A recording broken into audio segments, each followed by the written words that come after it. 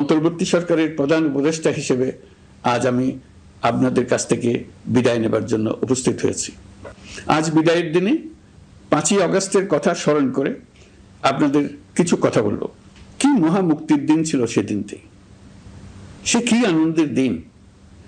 বাংলাদেশিরা দেশে বিদেশে যে যেখানে ছিল আনন্দে চোখের পানি ফেলেছিল।